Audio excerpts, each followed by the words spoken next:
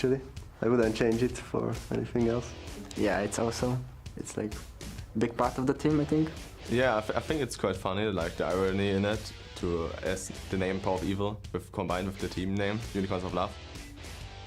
That was like the point of actually making the team name. We wanted, like, if we play against Fnatic or some good teams and they're really serious and we come there with our name, they're like talking to friends and they're like, how'd they go? And they're like, yeah, we lost to Unicorns of Love. And they're like, wow, okay.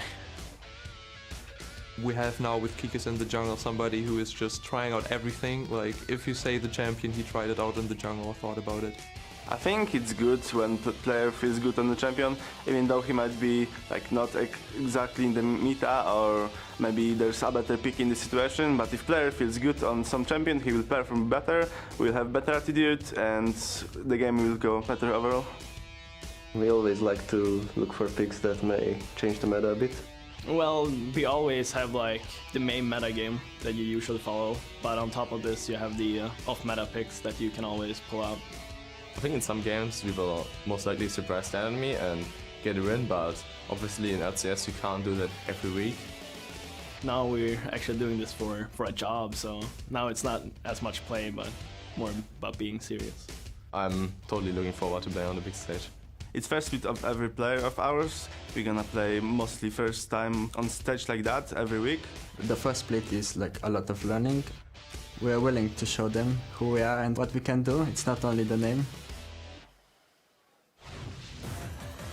Well, they certainly seem to be adjusting quite well. Now, it is time for our final match of the day between Unicorns of Love and the LCS Veterans of Elements. Now, both of these teams are coming off a surprising day one result, but, you know, only one of them had a really strong opener, Deficio. Yeah, Unicorns of Love, they look great against Gambit. Completely destroyed him, 28 minutes long, fastest game of the day, of course. While Elements, shaky performance against Fnatic here, really looking to bounce back now. Yeah, let's see if they can. Now let's take a look at the lineups. Over on the blue side for the Unicorns, it is Vizichachi in the top lane, Kikis in the jungle, Power of Evil in the mid lane, Vardag's the AD carry, and his support will be Hillisang.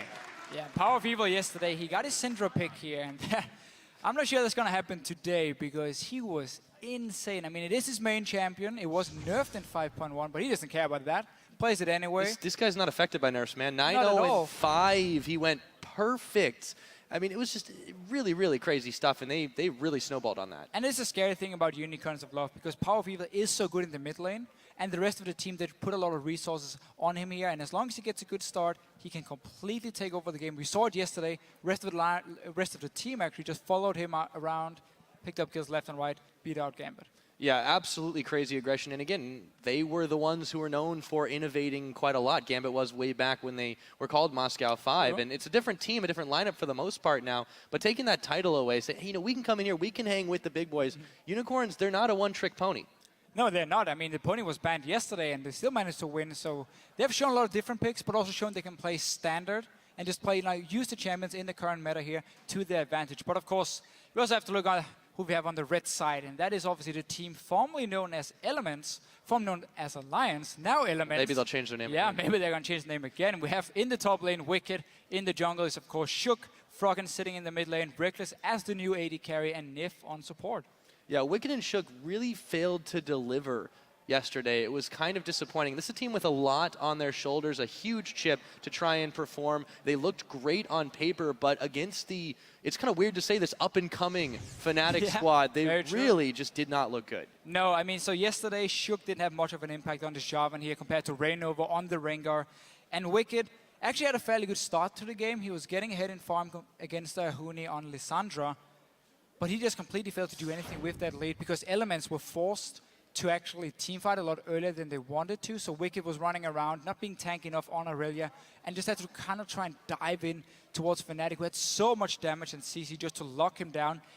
And then Elements had no real solution to the problem and just kept trying to teamfight and teamfight and teamfight, which meant Wicked ended up dying 11 times in one game. So for the fantasy owners, that's not too good. Yeah, a bit of a bust for week one. So maybe they can do a little bit better this time around. Again, they have put all the expectations on themselves. They've hyped themselves up quite a lot. New banner, they brought a new AD carry in, and you know, a lot of people have said that, oh, well, you know, maybe it's not so much of an upgrade because Tabs was quite a good AD carry. Reckless is obviously a great AD carry, and when you go from 9 to 10, you know, how much better can it get? Exactly. It kind of has gone downhill, though. I mean, Reckless didn't even have that much of an impact, and it was really, really strange to see that kind of performance on day one. Yeah, very true. Was a disappointing performance, but again, it is only week 1. They have been a slow starter beforehand. If you look at Elements or Alliance, which we used to know them as, I mean, they've started out 0-2, 0-4 in the opening weeks here and still come back. They need a lot of time. Their play style, it looks the same. It's again very focused on these like grouped up late game team fights. You play passive in the early game. You just want to kind of draw out the laning phase. And that's where a team like Unicorns of Love can do what Fnatic did yesterday and try and get them out of that comfort zone here and force these fights and picks early on. All right, well, here we are into champion selection right now. The Unicorns of Love on the blue side, banning away Janna very quickly against Elements. Okay, against Nif, one of his main support picks. So obviously also fits the whole disengage team fight style from Elements, which we know they like to pick. They first picked it yesterday against Fnatic, by the way. So smart enough ban. We know Hylissang prefers to play Thresh or Leona at the same time. Cassiopeia taken away. Yeah, one of their flex picks for Unicorns of Love. One of their many. I'm pretty sure One the of their entire many, champion selection is their flex picks. Very true, and really also one of their main champions of Power of Evil. I wonder if Syndra is going to be a ban from Elements. Yesterday they banned 3 assassins against Fepive. Now obviously facing Power of Evil, the same kind of mid laner here. Different kind of bans, but if they want to take away the Syndra, it will leave up a lot of the really strong picks. Rek'Sai being taken away, Gnar again would be open. We know Vizichachi likes to play it, played it yesterday. Actually into Cassiopeia, who's now been banned away by Elements. Yeah, the Aurelia ban from Wicked too. Actually, a lot of people have just been saying, you know, we don't even need to. We know exactly how it's going to deal, but Unicorn's not taking that chance here. And they also ban away Lee Sin. So a lot of focus there, actually, on key pickups from Elements. Not so much necessarily the more meta stuff. Banning LeBlanc, so Syndra is left open for Power of Evil if he wants to try and play it again. Not a first pick. I mean, this still is kind of his, risky. if it's open, he's definitely going to play it. But, you know, Unicorns, they want to take a little bit more of a top-tier route. Yeah, they're going to go for the safe Jarvan, it looks like. And again, Jarvan just works so well in the jungle. You ban away Lee Sin yourself against Shook here, opening up for the Jarvan first pick. For Vizichachi, oh sorry, for Kikis. Could be a flex pick, but I'm expecting Kikis to play just like yesterday. As far as the Syndra goes too, I think it's pretty safe to leave it till a later rotation because Froggen's not really a Syndra player. Yeah. Not at all. They can wait till at least the last rotation from Unicorns of Love to see if Elements has picked their mid laner, but typically Elements like to save the last pick for Froggen in this mid lane here. Give him the chance to actually counter pick or see if one of his long-range mages like a Xerath can fit in the comp and also do well against whatever the opponent has been picking. Taking their time here on the picks. Should be Gnar. Ooh, yeah, this would make a lot of sense. It's top tier. They have to take it away because you want to avoid this Gnar-Jarvan combo, which we have seen a lot yesterday, and we know Vizichachi plays a great Gnar here, so Elements kind of forced into it. Let's see what Wicked can do on a Gnar again. Wicked is typically not the guy we associate with too many new picks, but a Gnar is something everyone should be able to play. And wow, actually showing the Kassadin very, very early for the mid lane for Froggen here. Yeah, that is really curious because as you mentioned, they usually don't like to take their mid lane until the very end. It seems like maybe they did kind of get backed into a corner that they didn't really want to be in with that Gnar force. Yeah, and again, Unicorns of Love, they have a chance of going like Lissandra here. So you have an insanely strong early mid-game engage from Lissandra and Jarvan together to kind of force this Kassadin into 2 early team fights where he's not really stacked fully up on his Rod of Ages, he's not really hit his late game point. So that could be an option for Vizichachi in the top lane. And of course, Syndra into Kassadin is a fine matchup for Power of Evil if he wants to play it again. They're just going to go for their bottom lane right now. Thresh picked up on top of the ever-popular Sivir from Vardags and Hylissang. They don't need to pick a mid lane right now. They know what they're going to. Exactly. And there's no reason Elements would take it away. And again, getting this Sivir here, like yesterday, really allows Unicorns of Love to snowball that early lead they can get because you can just force so many teamfights in. There's no chance for Elements to shred up disengage when Sivir pops her ulti, speeds up a Jarvan who then jumps in with the Cataclysm here. And at the same time, you don't actually show too much.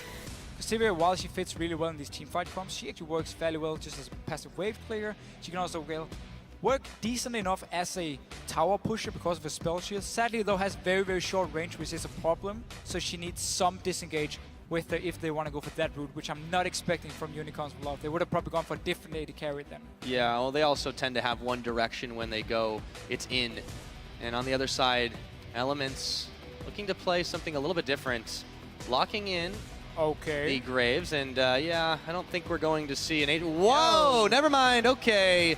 I Is that a jungle Aatrox? We are in Europe, so That's true, I'm still getting used to it. we have a lot of Aatrox here. I do wonder if we're going to be... I mean, it must be a jungle Aatrox coming in from Shook here. I haven't seen that in forever. Unless I they mean, send Gnar in the jungle, that'd be really strange. since back in Season 3, where Aatrox was one of these very aggressive early junglers who had great ganking with his jump and obviously high amount of damage in the early game, and he could just really try and snowball the game. And if he didn't, he just became completely useless in like the late game team fights. Well, and this jungle that's, you know, all about sustain should definitely not be really hard on him in the early True. levels, but it is really risky, I agree. And now, well, okay, Unicorns are going to lock in both the Azir and the Orianna, so we should see Power of Evil on Orianna and get to see another top lane Azir today. Okay, so Unicorns of Love actually go a little bit towards this siege style where now you have Orianna, Azir, and Sivir together. A lot of range coming in, the long range poke from Azir, and decent amount of disengage with the Thresh. Obviously Azir himself and Orianna to help out with the ulti from Vardax here on Sivir. So very, very strong 5 versus 5 team fight from the Unicorns of Love, and Azir can do just fine in a one-on-one against a Gnar here. Unless Shook decides to really try and camp him early on this Aatrox, because he's going to have to try and make some plays to make this Aatrox really work. Yeah, on the other hand, Power of Evil, a little bit surprising they don't go for the Syndra, but I agree with you, this is definitely more siege-oriented, a bit safer because they'll have some disengage and a way to make some counter engagements. And also, Orianna's been a pretty big champion for him too. Yeah, it has, but Orianna, I mean, she's always the same. She doesn't have much impact in the early game. She just wants to sit back and farm here. She's fairly weak in terms of like 2v2 skirmishes around the mid lane because you can flash out of her shockwave here. She doesn't really have much follow-up damage. But going into late game, if Elements wants to play the passive style, Unicorns of Love is gonna scale to late game and be so strong in the 5 versus 5 teamfights here where Elements won't be able to fight them. With Blitzcrank being locked in for Nif, a little bit of a new support, but you have the Graves, hook one in, you have the burst for it. Yeah, it's a good combo if you can land it. There's a lot of hooks pick in that potential. bot lane. A lot of pick potential from Elements here on their side, but they won't be able to go straight toe-to-toe with Unicorns of Love, so they have to land the hooks from Nif here, and Shook has to make some plays early on this Aatrox, otherwise the Jarvan is going to completely outscale him going into the late game. Yeah, and this is something that Elements, did struggle with in their first game, trying to overcome some relentless early game aggression. Unicorns are known for this style. They've made their name doing it so far. See the coaches contemplating what the total picks are right now. This is an interesting composition from either side. While there's some new picks from Elements here, we don't really know what to expect from Nif on Blitzcrank, and of course the Aatrox from Shook here. I kind of like how they change up the style at least a little bit and go for a bit more early aggression and not just sit back and like play super passive, wait for late game, because that's Unicorns of Love comp, which is going to basically outscale them in this situation. So if Alliance here can make the plays early on, create these picks here, get Froggen going on this Kassadin as well, they might actually be able to punish a fairly slow scaling Unicorns of Love comp with the Orianna and Azir. Yeah, a little bit of a switch around there. We'll see how it works for them. But with the picks and bans all locked in, it's time for us to chime in and let us know who you think is going to come out on top. Tweet at LOL Esports using the hashtag UoL win or EL win, and we'll add it up very shortly. So let's see what we get here. Last game of week 1 of the ULCS. We have had some great games. There's been a lot of action going on. Marching out the gates. And you know what's crazy? Both teams have 4 dragons to start the game. Yeah, that's impressive. That's new. Not a bad start for both of them.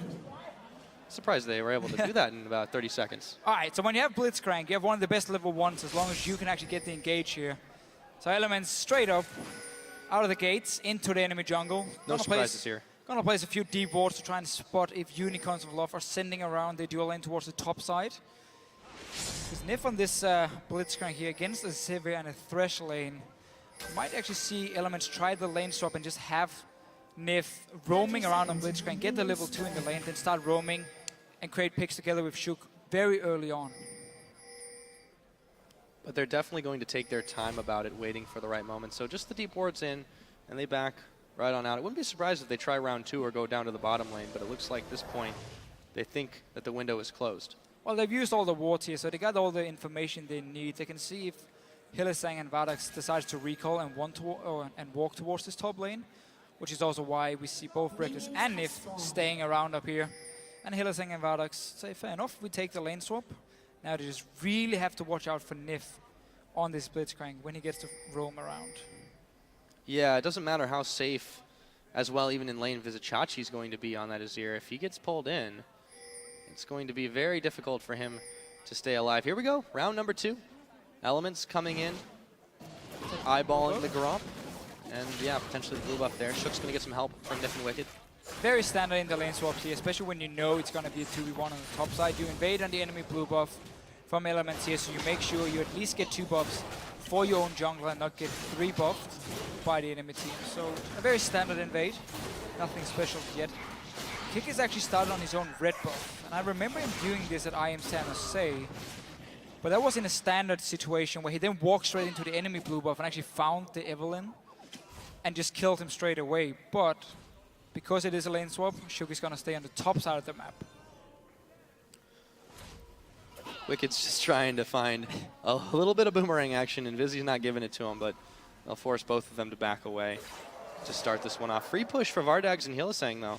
Yeah, so this means Wicked should just TP down here as fast as possible to pick up all this farm on his now, but he decides to actually save his teleport. Just won the farm here. Again, actually, never mind my statement before. With Kigis being on the bottom side, he didn't actually know if he was waiting in the bush and would just have dived or dove him instantly. So actually, smart decision by Wicked. I'm a little bit too early here with the teleports. He is missing out on the farm, though, and that's not going to be extremely helpful. But Vizicachi's not gotten anything either. He's really being pushed back here by Reckless and Nif. Yeah, staying still 2v1, we know how good Azir is if he gets to just have the one-on-one with the AD carry.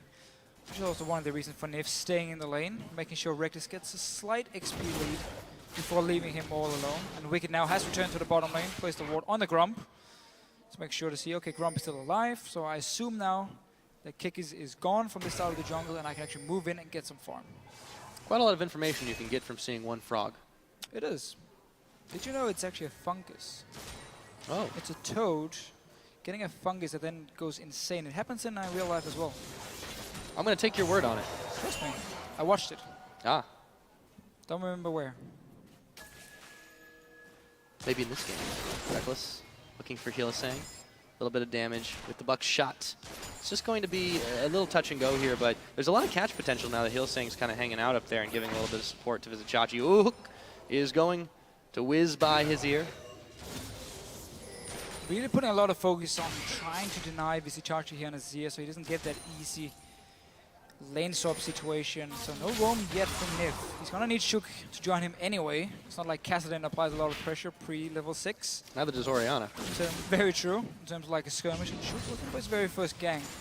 Alliance are completely controlling the top side of the map here, and that's also why Power V will wisely enough is staying a little bit towards the bottom side of the map, at least it was beforehand, knowing there was a high chance of the Aatrox coming in for a gang on the top side. Yeah, the lines have kind of been drawn here, but Unicorns are perfectly happy to play this one out passive, which is pretty contrary to their usual MO, but this composition really works well the later the game goes on, and if they let Elements kind of fall back into their old ways, then that'll be good for them.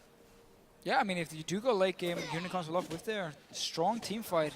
Wouldn't mind it too much. Let's see, Kick is trying for a gang on Wicked here. Not a lot of setup from Vardax. Wicked is pretty far ahead if they can just deny him some of the farm. He's going to go Meganar, though.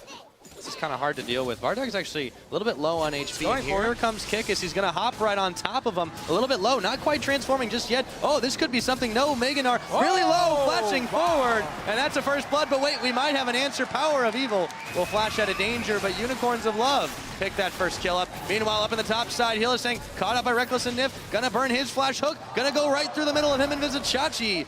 And an Ignite is burned and nothing else. Nice little juke here, mind games in the top lane. Nif delaying his own hook, waiting for the flash, and then Hylissang instantly just juking to the side here. But Wicked giving up the first blood to Vardax. The boomerang just managed to hit him in the very end so they could flash and finish him off while he was staying very far up in the lane. So nice little gank by Kikis. It's a boomerang battle in the bot lane. It is, actually. So far, Vardag seems better, but Wicked is up on farm. Yeah, and keep in mind at least the Wicked situation. When you're playing Gnar and Azir, both of them are great in these lanes. So we keep talking about how the long range farm they can do. They're both having a bit of a hard start though. There's a charge being zoned away, and Wicked of course dying here early on and losing actually a lot of farm from the first wave, which was pushed in. Power of Evil had an extremely clutch ward right there to know exactly when Shook and Nif were coming for him, and as a result he stays perfectly safe. Froggen actually eats a large amount of damage with the command attack and dissonance, and despite him trying to push in at level 6 here, Power of Evil's coming out far better. Well, the thing is, he just wanted to push the wave into the tower so he could actually go back and recall. He wasn't really looking for potential trade on this Kassadin, but he's been doing a fairly decent job farming. Kassadin Orianna, it's a pure farm matchup. You can't really deny each other much of the farm here, and you won't really look for these early fights either on those two. Shook's made a couple of visits there, but he's not really able to do a lot. Didn't go for the Nif and Reckless. Uh-oh. Hylissang has no flash, remember. This chance is a little bit lower too. Hylissang though is the one out of position. Here we go. Nif rolling forward, looking for a hook. Does not connect. Either one actually. A little bit of a hesitation by Nif. Well, a bit of just kind of all-in hook here. Fairly easy for Hylissang to juke around it. And now he starts roaming, at least getting a ward on this blue buff. Could belong to Elements so far, again the top side of the map in this lane swap. Obviously two teams just swapping around on the side here, and also why Power of Evil has been keeping his wards beforehand on the top. You talk about the port ward before to spot out the invade from Nif and Shook. So speaking of Shook, the Rangers Trailblazer, definitely good for clearing a little bit more, but doesn't this kind of gimp his ganking? Well, not necessarily the blue stealing, but doesn't really help his gank ability as much. The thing is, he already has a slow, he already has a jump in to knock up a target, so he has plenty of CC on this Aatrox. I think it's more about him just kind of power farming up, trying to become as tanky as he possibly can, because that's going to be his job late game. He's just going to be a tank who has to die twice, maybe even 3 times with a Guardian Angel. So he's also going for the Juggernaut as his jungle enchant here. So not going for the early power on Aatrox, just kind of trying to rely on the kit he has. He has been going for Power of Evil, but that guy just knows what's up all around him. Serious 360-degree sight. Has been standing back at his tower as well, being very safe with Kikis backing him up every time. Pingwo being cleared out by Unicorns of Love.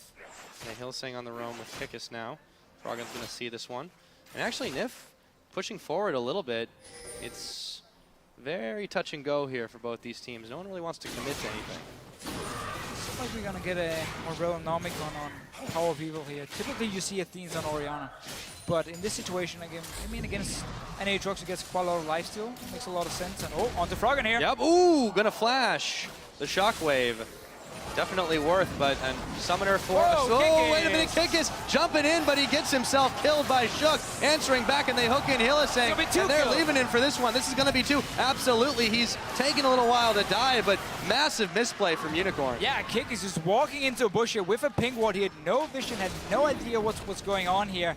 Ends up dying together with Hylissang being hooked in. A dragon now for Elements here, and that's what they need, this early kills for them here to make sure Unicorns of Love can just sit back and farm all the way to late game. Yeah, Unicorns of Love really playing that strangely there, and they weren't apparently in sync, so one mistake Elements capitalizes on that they grab 2 kills and the first dragon. It's a bit of sloppy play by Kikis, walking straight in towards the bush here, knowing Froggen was sitting there, and possibly more. Start by Elements, now catching up in gold. Again, the all-important first dragon, 6% AD and AP for them. And Froggen, again, he's just happily farming on his Kassadin. He's going to get his Rod of Ages fairly soon, start stacking that one up early. He's on 1,500 gold at the moment. And of course, Shook is building a full tank on this Aatrox. It's going to be the frontline man together with Wicked. Which might actually be a problem for Elements going late, because... Well, another problem going late because they definitely have some late game problems if this does go out a while. Again, the lack of damage coming in, I mean, you won't get a lot from Shook, and it's going to be all about Reckless and Froggen then to really take down these targets, because Wicked will be building full tank, just adding in a Hex String against this double AP in his situation. Kikis now, waiting in the far brush, but Wicked is having none of this. He smells something's up. This is actually one of the times I quite like Hex Stringer on Gnar, because you are one-on-one against an Azir who can pressure you a lot in the laning phase, so it allows you to really stay there and actually trade a little bit if they really magic resist, and then obviously just go full tank from here on and out from Wicked. Yeah, Vizzy is still able to poke down Wicked a little bit here, and there we go. Kickus out of the blue, out of nowhere. Big Gnar against the wall, and he's actually going to hop out of the Cataclysm, but it won't be enough. Kickus smites him down. Getting baited here. Kick is getting some revenge on Elements as well. Chachi just playing very aggressive. Had a pink ward and, of course, his jungler there. And Wicked, a guy with that much experience, normally doesn't get caught out by the enemy jungler here, but I baited. think he thought it was safe. And It had died. been a long time. That was a lot of patience from Kickus. It was, for sure. 2 kills now. Wicked actually using teleport as well back here because Dragon is already dead, so no reason for him to save it. Yeah, oh, look at that win. Yeah, the Unicorns of Love have established quite their own massive fan base. 75% over Elements right now. Let's see here. Rod of Ages now for Froggen. He's going to get that fully stacked very early on.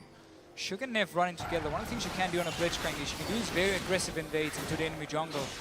As long as you have some backup with you, land that one hook, single out a target, get some deep wards in. If they can keep getting picks like that, that'll certainly get them into a decent mid game. But Unicorns are playing very, very safely here. Ooh, Shockwave on Nif.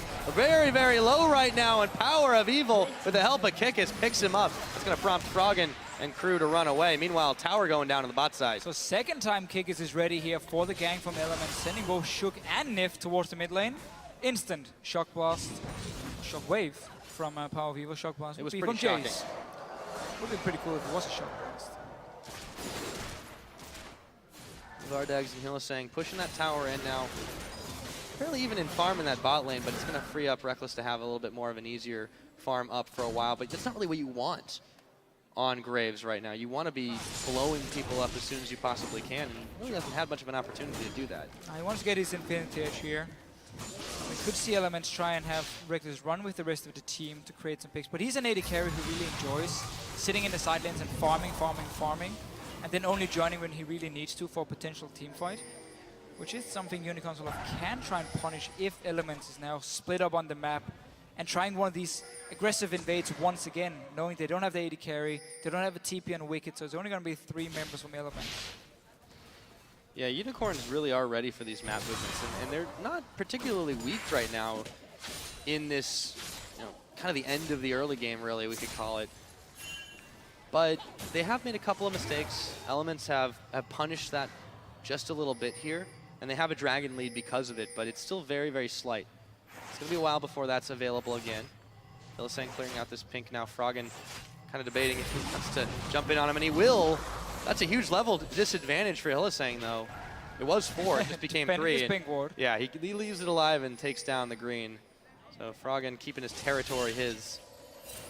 If once again, roaming around here, but Kickus and Hylissang around his mid lane. Just going far forward. There we go. He's going to flash a hook back in. Kickus, they're going to find him, and no! Power of Evil whiffs the shockwave. Froggen picking up Kickus. Nif will go down. Power of Evil getting that one. They take Shook to his blood well, but there we go. Reckless jumping on in. A massive collateral damage to pick off Hylissang, but a double kill for Power of Evil. Really back and forth fight here. Vardeg's looking for more. Baits out the heel. Froggen jumps in. Chachi very low. Froggen also as well. Cannot sustain this, and he has to back away. A 2 for 2, all said and done. So again, Unicorns of Love, they knew Wicked was stuck in the top side with his teleport. They could see Reckless on the bottom side, so they took the fight. But Power of Evil completely missing the shockwave here. Probably thought he'd put it on the head. Vardags, he knew something was up. Froggen has to get the hell out of Dodge. Stays alive in the end. Train, was it a 2 for 2? Riftwalk's a useful spell. It is. It is very hard to lock down a Castellan still, and 2 kills now for Froggen on this one. Still a little bit surprised about the Orianna pick, seeing as you won't really be able to apply any pressure on the Castellan, but Power of Evil has picked up 3 kills for himself, and could have been more if it wasn't for that last shockwave. Yeah, I think he was trying to get the... He's trying to throw the ball over to Kickus, and then was at being this pulled point, in, and then at this point, Kickus was already dead. Yeah, exactly. Let's take a just look see at it it again again. here. So Nif, again, this is Unicorns Love knowing that there can only be 3 guys from Elements. Oh, he and pulled out of range. he's simply out of range here, being pulled in. Power of Evil thinks the ball is on him, pops it, shockwave completely missed, Teleport joins in, and now Reckless comes in here, finish off at least 1 more kill for himself. And that's really key, too, because the shockwave is just such a massive determinant of these fights, and he still went 2 for 2. Unicorns are really, really scary in these Keep fights in mind, right now. though, there was a teleport coming in. There were There's another teleport right now. Wow, Kikis getting pulled to safety. Wicked jumping on forward, looking for Kikis. They just need one hit. Cataclysm. Shook is going to take him out. And they are going to grab Power of Evil as well. Shutdown gold going over to Reckless. Yeah, the Unicorns, they shouldn't be fighting right now, especially not with Visi Charge sitting in the top lane. So both teams now have these engages here where the top laner from one side is able to join. The other one is stuck in the lane. So now in favor of Elements, I mean, the 2-for-2 before, that was again 5 versus 4 for Unicorns of Love here. So not really worth it. And Elements getting the 2 dragons. Getting a lot of kills early on as well for some very important members, both Reckless and Froggen. They are the 2 damage dealers. Yeah, all the same, though. The longer this game goes, we've mentioned Unicorns have a pretty strong later game power spike. Elements not too terrible either, but it does seem that the Dragon advantage is what's going to start tipping this if they can force the fights that they want. That time they clearly got exactly what they wanted, and Unicorns were off guard. Yeah. Elements problem late game comes basically from just 2 damage sources. And Kassadin typically is a carry who wants to follow up, and that'll be the guy to go in and directly burst down. In this sympathy, he wants to be the guy cleaning up the fights. Obviously, that's where the burst from a Graves really becomes very helpful. But again, it's going to be all about the picks from Elements here with the Blitzcrank. Decent so far from Nif. Yeah, really Been has caught out worked a few quite well times, from- but has also started quite a lot. Well, they're setting up a pretty good amount of catch and chase, and that's really what Elements wants to do here. But Unicorns trying to stick together tight in this mid. Hook does not connect. Still saying they start eyeballing that mid lane, but they've not got the minions to push into it just yet, and they'll back out for just a moment. So what Unicorns of Love can do at the moment is simply punish Elements for the lack of instant wave clear. They only have the Graves to kind of sit here. Froggen won't be able to do too much, and then you use your double Morello Nomicon spike from Azir and Orianna to start sieging up on this tower. But they have to be careful. There's no walls on the flank, and Reckless- Shook is sitting ready. He softened them up here. They are going to take this down, but Nif was waiting in the wings, and everyone from Unicorns will back away. No stragglers there. Just a nice little move. Tasteful for what's going to happen later in the game as well. They've knocked down all the outer turrets here, so in theory they have a bit more map control, but Elements is holding the middle right now, and the Dragon, the 2 Dragon advantage that Elements has is definitely going to help them out here. And Elements not wasting time in this mid lane here. They know they can't just push it down with all the wave clear from Unicorns of Love, so they push the wave and instantly go into this into the jungle, clears a pink ward, takes the red buff here, try and force Unicorns of Love to really come in and face check him and get in a bad situation where Nif can land the hook as well. And this is the Elements that we needed to see yesterday. This is a much more proactive team facing Unicorns head on. And look, they're going to look for Kikis something, but going it's Kikis. He's going to go with a big Cataclysm and a hook on. Huge shockwave, and it's not going to land on everybody, though. There we go. The big Gnar finding Hilla, saying Nif is going to get the kill so far. 2 for none. Elements coming up pretty big in that fight. They don't even lose Shook. Now, not really sure why Unicorns of Love again wants to fight here. Shockwave only managed to land on Wicked, I believe, in that fight, so not been paying off just yet. And again, 2 kills for Elements. They got the red buff as well. So far, they can't complain. They're getting the kills they want. Froggen also pushing onto this bottom lane here. Yeah, that looked better for a second for Unicorns with Kikis going in there, but you're right, it just didn't happen that way. So the reason for the engage is because Kick is like, okay, I can get 3 or 4 guys with my Cataclysm, and then only Wicked getting pulled in by the Shockwave. Reckless left untouched. Froggen as well coming in as the Kassadin here, gets the cleanup. No damage onto him either. And Unicorns of Love, he is simply not able to get onto the carries of Element, Shook and Wicked with the Warmonks and the Juggernaut for Shook here, able to just tank all the damage and stay alive. Yeah. And it shows how dependent on that shockwave Unicorns really are with this composition. They just have to wait. They Just wait. need to be patient, you're right. They have so many tools to stall this game out, but they need to start grabbing a little bit more back. And Elements here, roving around, not giving them an opener. At least get Hourglass completed on the likes of Orianna. Get to the Void Staff as well, so you can actually start dealing with these tanks, and then you need to start looking at the dragons. The problem is Elements has gotten these 2 early dragons, so we're gonna have that again, the ticking time bomb, clicking up towards the 5th dragon, meaning Unicorns of Love will be forced to fight around it, but at the moment, they're not picking the right ones, giving Elements a bit of a lead. Unicorns are moving up in mass on the mid. Sundisk is down there, and they'll start to push in a little bit harder, but Elements is trying to flank around. There's no Kassadin just yet, so it's still a 5v4, but they don't know that. Well, they did see Froggen at least from beforehand. Wisely enough also. That ward they're placing here just on the top of the screen to see both Shook and Wicked is very, very important. It's going to be all the engaged from Alliance unless Nif can connect on one of his hooks. Playing a little skittish though. They don't want to get caught in a bad fight like that. For the first time, Unicorns really do seem a little bit uncertain about what they want to do. Massive wave in the bot side, but it's going to be pushed back by the tower here once he actually gets in there and gets cleared out. So they're still staying around the line elements, trying to get the flank. Froggen not going to be able to go in. Rest of his team not really in a position to follow as well. The Azir turret's looking to go down pretty soon though. Yeah, you don't want to fight here again for Unicorns. Look at the items on Froggen. Death Cap is completed for him. Wicked is extremely tanky as well on his Gnar, so you have to wait for a few more items again. Phantom Dancer needs to be completed at least for Vardex. Even getting that last Whisper is going to be so important for him. Hourglass for the likes of Power of Evil. There's a long distance ward clear from Vizichachi. Very useful, those Sand Soldiers. There's a few tricks you can do. Yep. Nif and Wicked And though, another try to get one. up. Hey, I'll take 10 gold. Sure. Look at the elements here actually, because the wave have been slow pushing on the top side, they timed it correctly so they start moving there now, but Unicorns are instantly just reacting, pushing down the tower mid lane trades, saying, it would look we like know it. you're going to go top lane, we don't care, we're just going to go straight for mid lane, they should get a tower from it. And they bite too. Elements going back in mass. Yeah, this is definitely going to be an easy tower. They've got the shred they need to do it. And really, only Reckless is hanging around on this top side. He will grab a turret in answer, so 2 inners traded. And the towers, I would say, are dead even, but there's an Azir turret in the mix somewhere. So Vizichachi is actually recalling, he has teleport, Unicorns of Love should start this dragon, just try and burst it down and then get out of there before Elements can react in time. But they have to worry about this Baron, potentially, if Elements wants to try and rush it, but a little bit too early. They needed that dragon, though. Really good play. They ran Elements all around a little bit and said, oh, you're going to come back and defend your base. Well, surprise, we've already taken it. They will. Yeah, they're going to go for it. Here we go. No wards around this one here, and because of the dragon start from Unicorns, Elements go straight for the Baron. Remember, it's a lot weaker here, 23 minutes in compared to the last pack. They don't know what's happening either. It's already at half health right now. No movement. So they're running to it, but it's too late. I mean, this is going to be Baron for Elements. So Unicorns are left with the push up to mid lane, taking the dragon then, and Elements instantly responding. Sneaky, sneaky, and Elements grabs themselves a Baron at 23 and a half. And Unicorns are going to be in for a rude awakening when they see the little purple spheres dancing around. Yeah, not exactly the best thing to happen here. There's a lot of good stats for Elements. They grab a blue buff back. A blue buff forward. Still grab something where they can.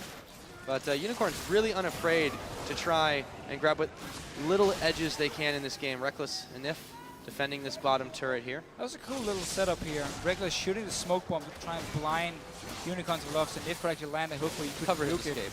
But everyone decided to back away, and now you simply means for Unicorns of Love once again. Sit back and farm it. They got the all-important dragon, got the 6%. Also delaying the 5th dragon potentially later on for Elements. But this Baron now, it's going to be very hard to deal with. These super minions are so strong.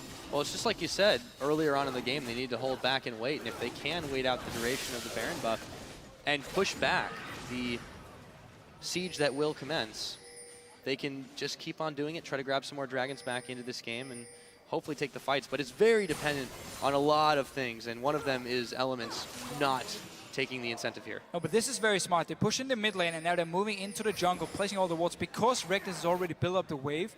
But every single time they try and push the side lane, Unicorns just start walking up the mid lane. They're being flanked. Forcing some of Elements at least to go back and defend.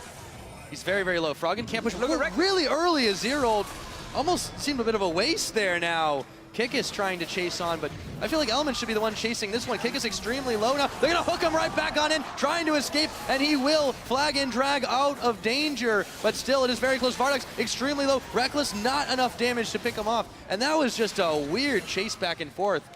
Just a nice setup by Elements here, pushing the bottom lane with Reckless with the buffed up minions, and at the same time, 4 guys sitting in the jungle waiting for Unicorns of Love to make a move as soon as they try to push mid lane. Here comes the siege. Frog and caught up is charging now straight onto this tower. Oh, they have the damage, but Kikis gonna try to push him off. No, he's getting chunked down. Can't even get his dunk on. They blow him up. Hill is saying nearly. The shockwave only hits the minions. Power of Evil just cannot connect this. And they don't have the tower, but they do have at least 1 pick.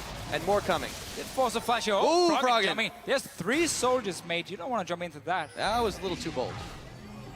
He's gonna back away and power to recall. Gonna get him back to safety, but Unicorns of Love have pushed him off. And they do seem to be the crowd favorites here. Do indeed.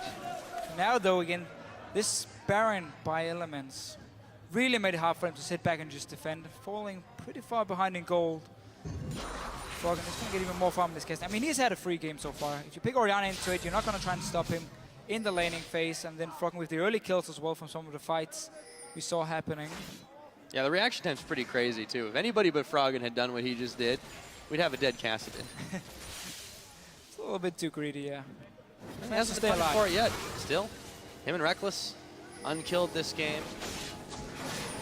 Perfect game, Dream still alive. Nif roving around, popping a couple of wards down himself. Yeah, and they're still at the point where their tanks are so strong, and because there's no penetration on any of the carries from Unicorns Aloft, the tanks can stay alive and just wait for Froggen and Reckless to get someone low and then start chasing them down and finishing them off. Unicorns, once again, sitting in this mid lane defending. It's an unfamiliar position for the Unicorns of Love, but this really is their true test here. Elements is an extremely reputable team to be dealing with, and this style is not something necessarily that they're used to. Let's see if the newcomers can really take this one to Elements. So far, they are on the back foot, defending against the continued siege of the Elements squad.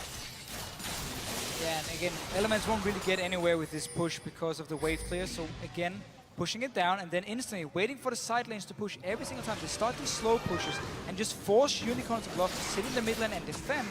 Wait for the side lanes to push in, then you start rotating over here. You ward up the jungle on the way, and if anyone walks in there, they're gonna be picked off, gonna die, and then suddenly you can use these minions to take a tower. So right now, they're just kind of forcing Unicorns of Love to stay as a unit and try and basically wave clear now. Push two members deny. are gone. That's the tower. It's exactly what they're trying to do. Keep Unicorns of Love on their toes, keep them drawn out over the map, keep them away from that top lane where there's quite a lot of minions pushing in. But the Unicorns are looking to take the fight to them. They're actually moving quite quickly into this mid lane, and most of Elements have backed off already. Outlast is complete with Froggen just before Dragon is coming up. Unicorns of Love have to go in, set up a lot of water on it. Oh, that was a close call. Trying to get towards Reckless. We see the same thing for Unicorns of Love we saw yesterday. 2 early creator vision totems.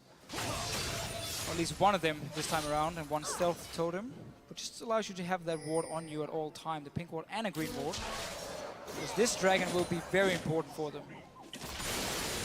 You know, if there's one point on these teams that is night and day, it's the AD carries. Reckless is almost a full item here ahead. We'll talk about that in a minute, though, because Froggen getting the jump on. He's going to get a killing spree onto that AD carry, Vardags. And that Azir turret will not keep the Unicorn safe for long. Should be dragging out for Elements here. Froggen coming in, slowing 4 people from Unicorns of Love here. He is so strong at the moment on this Kassadin. Dragon now, 4 Elements, and again, every time Unicorns of Love try to push a bit forward, engage happens, and they're still not strong enough to fight with more time. This is an extremely important dragon, too, because it's going to give Elements that movement speed boost that they need to get even quicker jump on the Unicorns, who really just don't seem to know how to react to this pick composition that they're being thrown at. Have at least been defending. Gave up 6 towers though. Some of them must have been obviously the Azir turrets. At least one. Yeah, at least one of them, yeah. 5 turrets are gone from the map. The other one hasn't self-destructed yet. Ah, there it goes. But it's also credit to Elements here playing the side lanes really well and using those minions to force Unicorns to split up as a group or lose their towers here on the side lane. So it's just smart side wave control by Elements throughout the entire game actually. Pace is slowed down a bit as Unicorns realize that they can't straight up engage Elements right now. The latter, though, are not letting up on the pressure, moving once again into the Unicorns jungle, picking off a couple of wards as they go. And I like this, instantly go in and set up for another Baron here. Place down your ping wards, get the scuttler down as well. And basically say, okay, Unicorns, if you don't move in here and try and fight us, we might just sneak the Baron again like we did last time. There's a little ward being placed just outside the Baron pit that Elements needs to clear with either a pink or obviously exactly the Oracle where it coming is. in from Nif here. But this Baron is no secret right now. They have to try to bait this one if they want. Looks like they might do just that. Actually moving forward here. And 3 members of the Unicorns, 4 now with Power of Evil. Power of Evil. Caught a little bit farther behind. Oh, Zanya's everything. Froggen with the bait. And now this is looking horrendous for the Unicorns of Love. Froggen picks up a Rampage kill. Meanwhile, everyone else is getting blown up. Reckless coming up with a Rampage of his own. And Froggen just chasing away the rest of the Unicorns. Here we go, Emperor's Divide. That's not going to keep him out for long. But he decides to not keep pushing, and Power of Evil actually gets away, sneaking a back in the Elements jungle. Froggen them, and on to Power of Evil. There's of course no magic resist because he didn't go for their themes earlier. Wanted that Morello Nomicon to be a little bit more powerful in the early to mid-game and get that healing reduction against the likes of Shook here. Might regret it now after you saw the damage from Froggen onto him. This Cassadin is extremely fit. Yep, that will be Baron. Second Baron for Picked up, yes. Baron number 2 for Elements. They have well controlled those buffs this game, and Unicorns starting to get backed up against the wall here. 10,000 gold in the hole against this Elements team, and they really just don't look together. They try to sneak objectives, but this team of Elements is way too quick for them. They are, and obviously punished Unicorns a lot for trying to fight early on in the game, where we had a lot of team fights going on, at least a lot of small 3v3, 2v2 fights. Now Froggen moving out towards this bottom lane. His trusted buddy Shook with him. Is Unicorns of Love trying to set up a trap here? Looks like they are. There's a Chachi Hill saying in one Everyone brush is and the down rest here. in the other. Waiting for Froggen to go. Ooh, very early move by Kikis actually. Froggen gonna get flayed in. He's gonna try to get away. Look at that damage though. They will pick him off, but that's gonna take a while and they spend so much. Wait a minute. He manages to get Power of Evil. In the meanwhile, everyone else from Element says, that's just fine. We're gonna take your middle. And I cannot believe Froggen's damage there. Element's still going. It's a base race, but I think Elements is going to win this one. Elements are so far ahead. They can get inhibitors here. Unicorns of Love, knowing they can't defend it, just have to try and trade it, but they have to go back now, otherwise they're going to lose the entire game. Yeah, they have to back. You're right. One inhibitor. Big super minions right now. They're going to lose one Nexus turret. They're going to lose what looks like another one. Here we go. This game is going to come down to the wire. Can they push them back? Visit Chachi. He almost gets blown up. Yes, he is. Power of Evil. He's coming right back up. But can Unicorns defend until the end of this game? The Nexus, they're focusing it down. That's going to be GG. And a sigh of relief is breathed by every member of the Elements. Elements here changing up the playstyle and composition compared to yesterday, where it was very slow paced. Now they were the ones making the plays. We have Nif on the Blitzcrank here, roaming around Froggen, of course, on this Cassadin. The Orianna pickup for Power of Evil did not work at all. No shockwaves, made any impact, couldn't shut down Froggen at all. And I mean, just here in the end was just dying 1v5, or well, killing the someone shockwaves 1v5. were so underwhelming. He did not make the impact he needed, and when they got behind, the Unicorns made that mistake, rookie mistake, of just trying to fight over and over again. But against this team that has come out on top, there is no victory. The Elements have prevailed.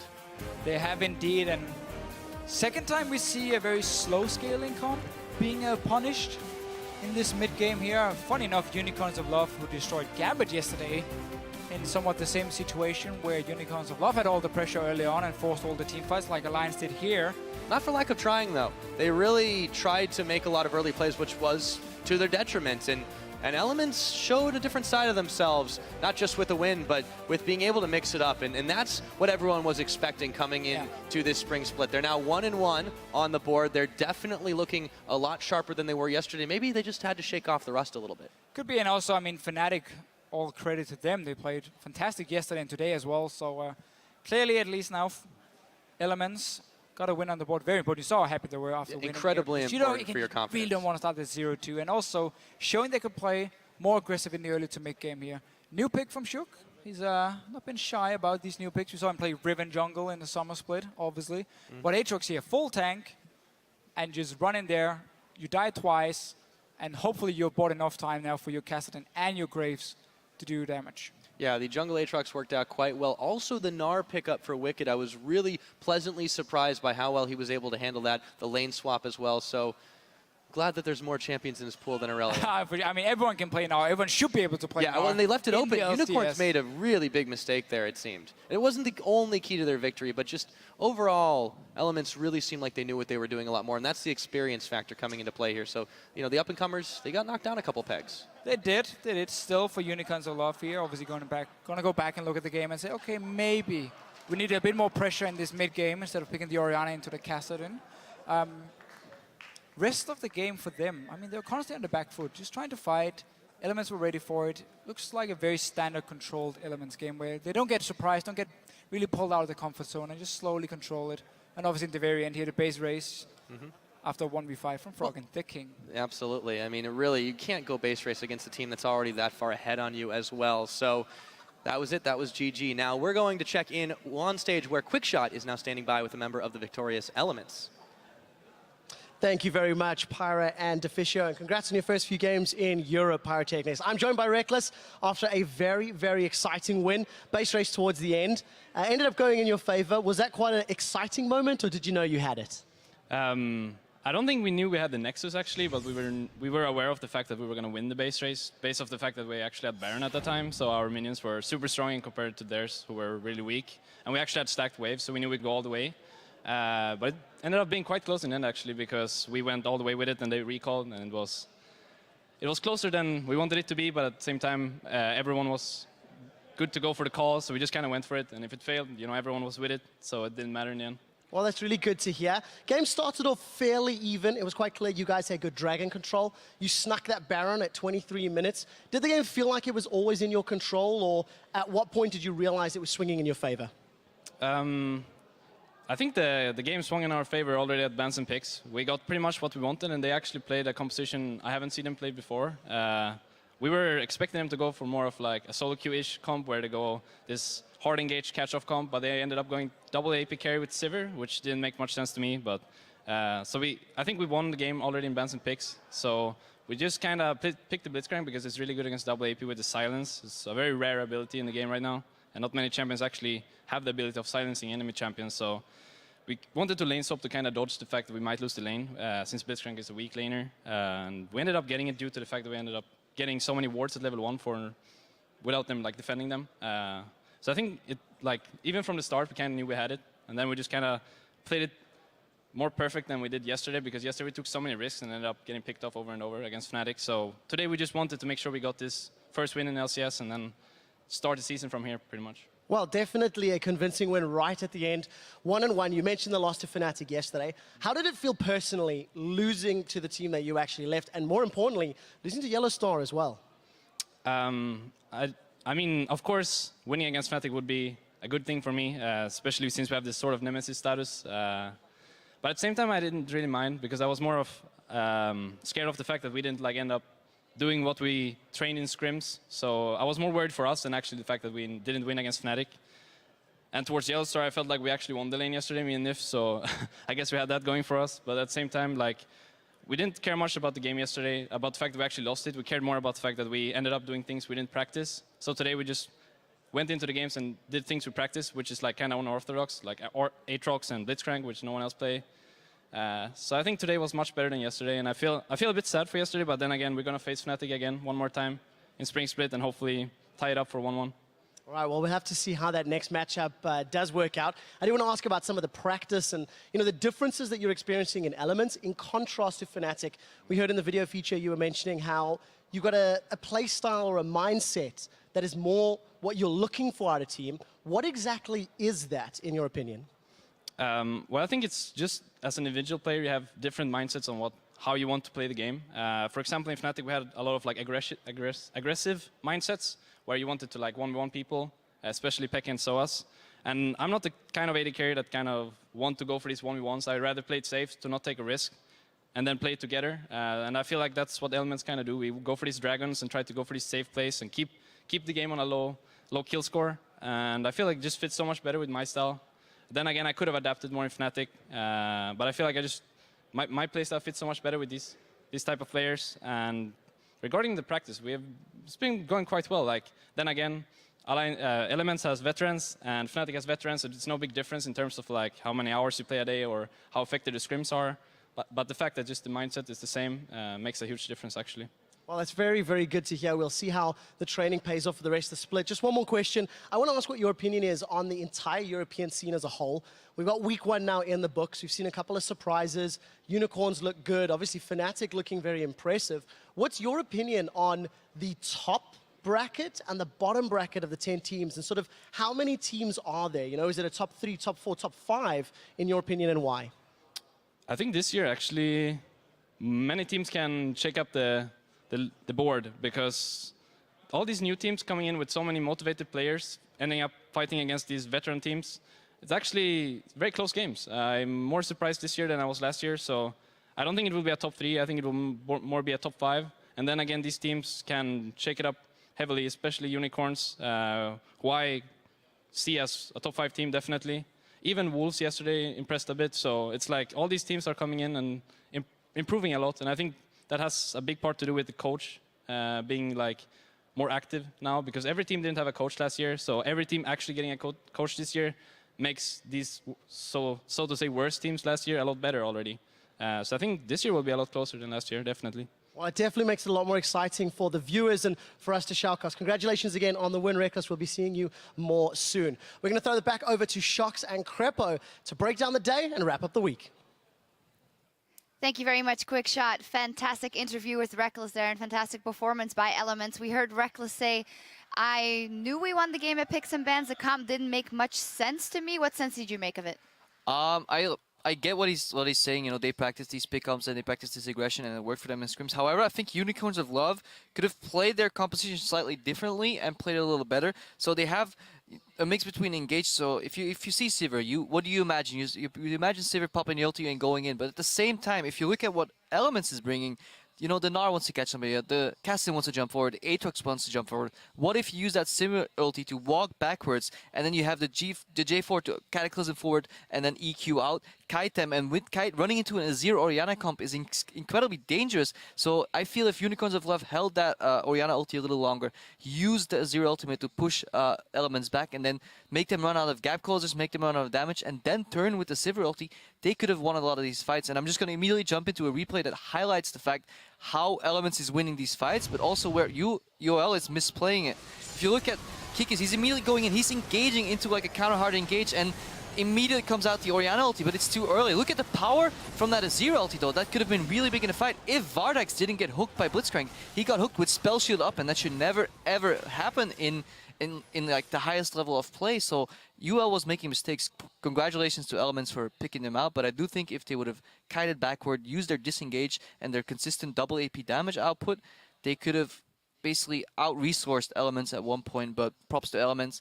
They zero hesitation picks. Nif landed a couple really good hooks in those fights. He dragged the AD carrier and killed him, and then Power of Evil just jumped the gun every time a little too early. What is Zhonya's flash, every single Orianna ulti didn't really connect the mark, and that was sad to see. Yeah, praise where praise due. Also, the flanking from Fraggen on Kassadin was very impressive at times. Good one for Elements here and Unicorns of Love, both 1-1 in the weekend. Now, at the end of week 1 of the spring split, here is how the standings settled. With a perfect 2-0 record at the top of the tables are Fnatic, Giants, SK Gaming, while H2K, Meet Your Makers, and Gambit will enter week 2, still looking for their first win. Not entirely what we expected, but a nice shake-up here at the first week of the LCS. I think SK very deserved 2-0. I think Giants surprised 2-0, but bear in mind they did face slightly weaker teams. I want to see if they can make it to 4-0, 5-0. Then again, they don't even expect that for themselves. So we will probably see Giants dropping some games. Surprised that Rocket ended up losing, and I think the surprise of this weekend is Fnatic. Yeah, absolutely. And Reckless there saying as well, I think it's more of a top 5. It's completely open here in the ULCS this year, and it'll be very exciting to see. It's time to check in on the player that will either lead your fantasy team to victory or ruin your week if you're against him. With 7 kills, 11 assists, a KDA of 18, and a triple kill for a total of 36 points. Today's LCS fantasy leader is Fnatic's top laner, Huni. Well, very impressive game today on Rumble. Do you have him in your lineup? I don't play. Oh, right, because you're not able to select yourself. Exactly. But yeah, I was really impressed by his turnaround Rumble ultis and the way Fnatic played around that. He held it. See, that's the difference between, for example, Orianna ultis from Power of Evil. This game, they were slightly mistimed. Huni baited the enemy team in. They came in. He turned that around with a Rumble ulti. They couldn't retreat, but they couldn't fight either, and they essentially just got grilled by great play by Huni. There was some top-tier action this week to kick off the split, and we have chosen the lineup of another OP pros that stood above the rest in their season openers. 5 OPs, and the first one is for Givengree, his re-entry into the LCS in style with SK Gaming. Fantastic job for him. Although it was a team effort by him, he definitely contributed his part. I just love the fact that he changed his name to Forgiving Greek, and I just added the Greek crowd in there. But yeah, if you look at his CS numbers, that guy can farm. He's always in the game with insanely high CS numbers. Even when we do a queue, it's really fun to see just how much farm that guy gets somehow, and his gap close usage is amazing.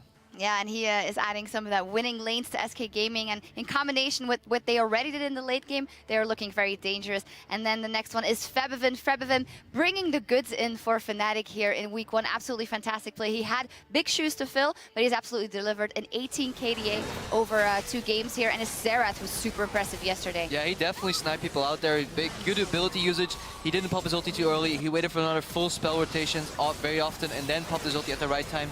In synergy with the Fnatic lineup, he's looking strong, and he might be one of the top-tier mid laners in this season. Yep. The next one up is Power of Evil. Although his ults today weren't completely on point yesterday, destructive performance on Syndra, very impressive by him. Still a lot of room to grow, and I think he definitely deserves to be put in his list. Yeah, I think definitely game 1 merits him being placed here. He played a very nerfed Syndra. I think her win rate almost went from like 51% to 44 or something. So it definitely impacted the champion hard, but he just showed that he's such a master of that champion that it doesn't even matter. Nerfs, I don't care. I'll still win the game. Next up is Whirly B. Definitely deserves praise here. Where the Giants going 2-0. He was a massive factor in there. Don't give him that Jax. Yeah, it's gonna be slowly predictable. Let's get Whirly off his Jax, try and give him something else. Let's keep Pepinero in the mid lane, and let's get the jungler away from the top lane, because it seems that Giant does like feeding Whirly, and in return, he carries 2 games for them. Yeah, 14 kills, the most of a top laner over these 2 games here. And last up, it is Yellow Star leading his brand new team to 2 victories. Great engages as Annie, and just solid. It is his role to lead these troops, and he did so fantastically. Yeah, Yellow Star is picked out his team, his henchmen, and took him to the LCS, showed him the ropes, and they're definitely thanking him for that with 2 victories. Yeah, absolutely. It's all coming together there for Fnatic. But then your MVP of those players, one stood out, bringing a whole other level of play to the Rift. One of the most veteran members of the LCS, our week 1 MVP is Fnatic support Yellow Star. We had to give him that praise. Fantastic job by him. He had 31 assists, the most over these first 2 days. A kill participation of almost 73 in the summer split yesterday. 2 MVP spots with Fnatic. Now 1 already. He's going places. Yeah, I do like the way he picked Annie twice, and in my opinion, coming into this week, I was not a fan of Annie support. I think it has a pretty bad laning phase, especially if you're into Leona. But what Bora does, he solves that by just roaming a lot, and he makes his team roam with him. You see him group up with Reignover the first game. It reminded me almost of Meteos and Lemonation, the way they were walking around contesting Raptor camps, getting deep vision out. He's basically taking out the weakness in the laning phase, transitioning that into strength for roaming, and getting other lanes ahead, and then in return his team will help him out. And he had this really clutch Tibbers flash turnaround earlier today as well. And he's reading the game well, and it just shows he's been on top of the game for so long. He's been here since Season 1, played AD carry, he's mastered 2 roles. He can even play the top lane Shen that he once did, I think. So when Blitzcrank, if I remember correctly. So yeah, dude can play League of Legends. He can definitely play, and definitely congratulations to him for being the MVP Yellow Star. The European LCS will continue next Thursday, starting with a clash between H2K Gaming and Meet Your Maker.